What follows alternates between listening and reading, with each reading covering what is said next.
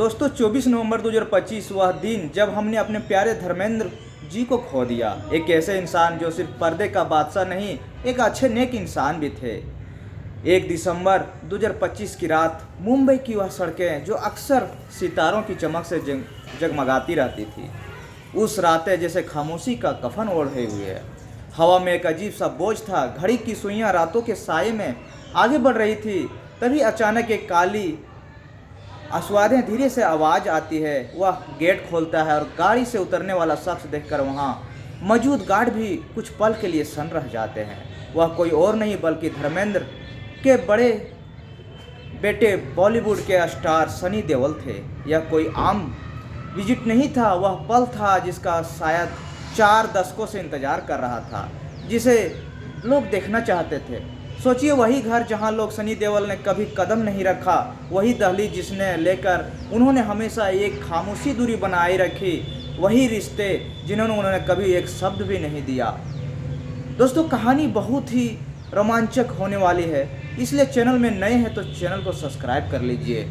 जिस घर को जिससे नफरत करता था सनी देओल, उसी घर को सनी देओल ने पार किया। इस कहानी के पीछे उस पर दर्द में, उस खामोशी में जो धर्मेंद्र जी के जाने के बाद सनी देओल परिवार पर पहाड़ टूटकर पड़ी थी।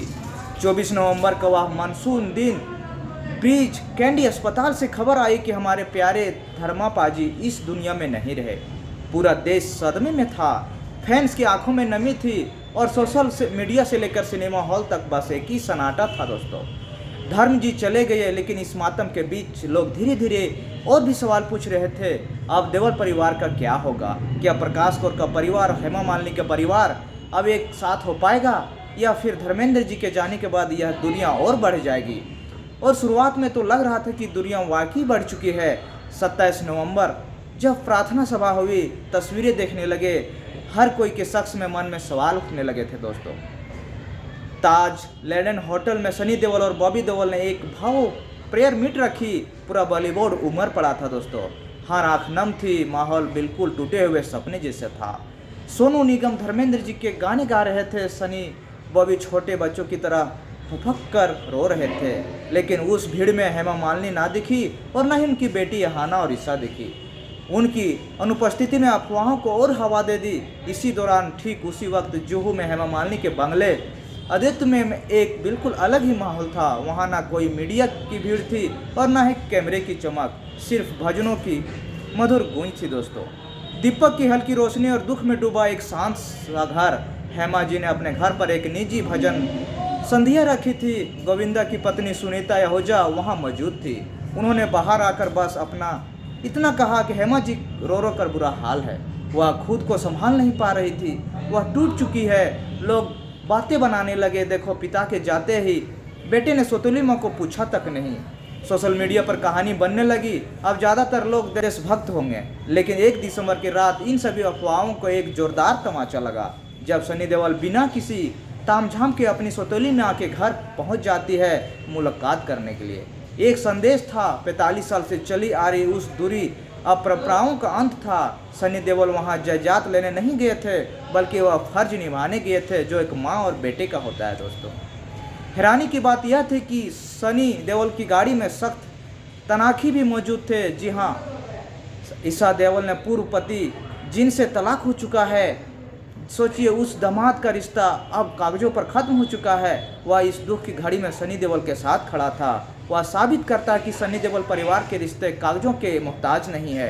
भारत तनख्वाही का वहाँ होना, सनी को उन्हें साथ ले जाना, यह दिखा कि सनी आज भी ईशा के रक्षक है, उनके बड़े भाई। हालात चाहे जैसा भी हो, सूत्रों के मुताबिक यह मुलाकात बेहद भावुक थी। घर के अंदर का माहौल गम से भरा हुआ था।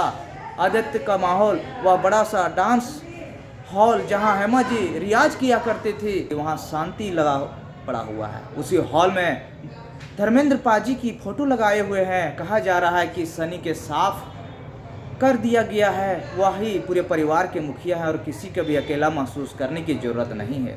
अब बात उस मुद्दे की है जिस सबकी निगाहें टिकी हुई है, 450 करोड़ संपत्ति की। दोस्तों, धर्मेंद्र जी अपने पीछे एक विशाल साम्राज्य छोड़ गए हैं। जुहू के 2 आलीशान बंगले, लोनावाला का 100 करोड़ का एकड़ में फार्म हाउस, विजेंट कारों का कलेक्शन, रेस्टोरेंट और बिजनेस का सारा सफर, जिनकी कीमत करोड़ों में है। बाजार में चर्चाएं थी कि सनी और बॉबी अपनी सौतेली बहनों को जायदाद से बेदखल कर देंगे।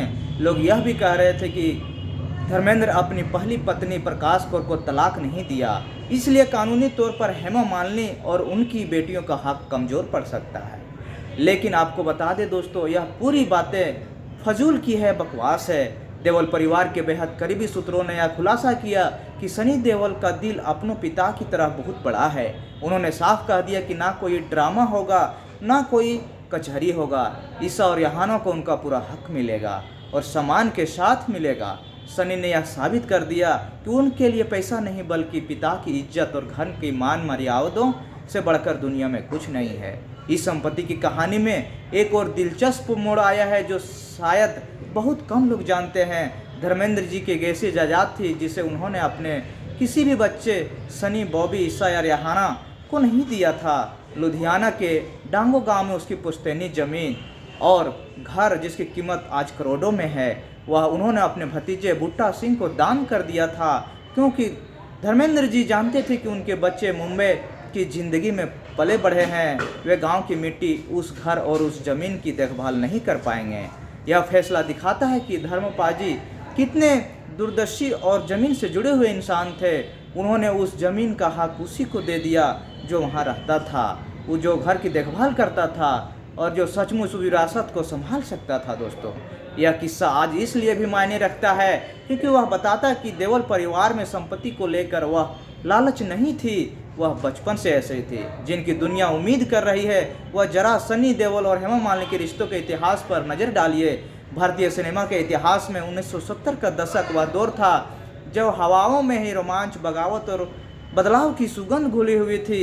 एक तरफ राजेश खन्ना का जादू धीरे धीरे उतर रहा था, दूसरी तरफ पंजाब के एक छोटे से गांव से आया गबरू जवान, जिसे दुनिया ही मैन के नाम से एंट्री हुई थी, बॉक्स ऑफिस पर का राजा था। धर्मेंद्र देओल परिवार का एक बहुत बड़ा एक्टर था। सादगी, मर्दगानगी सब भली भांति थी। उनकी भोली मुस्कान मजबूर और सब दिलों का राज करता था। लेकिन उसी दौरान धर्मेंद्र का दिल उस ड्रीम गर्ल हेमा मालिनी पर आ जाता है। दोस्तों, यह कहानी सिर्फ एक अफेयर की नहीं बल्कि समाज के नियमों को तोड़ने की हिम्मत की कहानी है।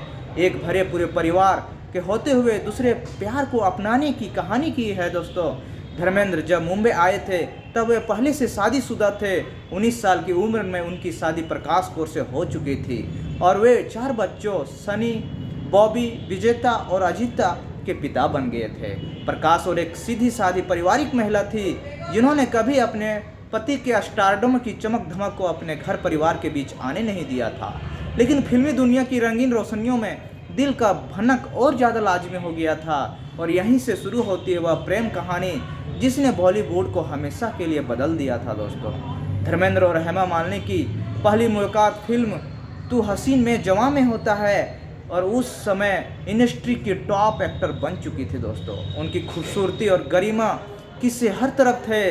धर्मेंद्र जो अपनी सादगी और खुशमिजाजी से देसी टाट घाट के अपने जाते थे, हेमा के आंतरिक स्वभाव, उनकी इम्रता और उनके क्लासिकल डांस के प्रति समर्पण थे। दोस्तों, हेमा मालिनी जानती थी कि धर्मेंद्र शादीशुदा है, दूसरी औरत बनना चाहती, उनके संस्कार के खिलाफ था। उनकी मां जया चक्रवर्ती जो हेमा के करियर और निजी जिंदगी पर कड़ी नज़र रखती थी, इस रिश्ते के पूरी तरह से खिलाफ थी। जया जी को डर था कि एक शादीशुदा पुरुष के साथ उनकी बेटी कैसे रह सकती है, लेकिन उन लोगों ने हिम्मत नहीं हारा और अपने प्यार को बरकरार रखा। दोस्तों, लेकिन जब 24 नवंबर को धर्मेंद्र पाजी की जब मौत होती है तब अफवाहें बहुत सारे मीडिया अखबारों में आता है कि क्या उसकी पत्नी को अपने हिस्सेदारी या अपने जो भी वसीयत का है देंगे या नहीं देंगे, 450 करोड़ का प्रॉपर्टी में हिस्सा देंगे।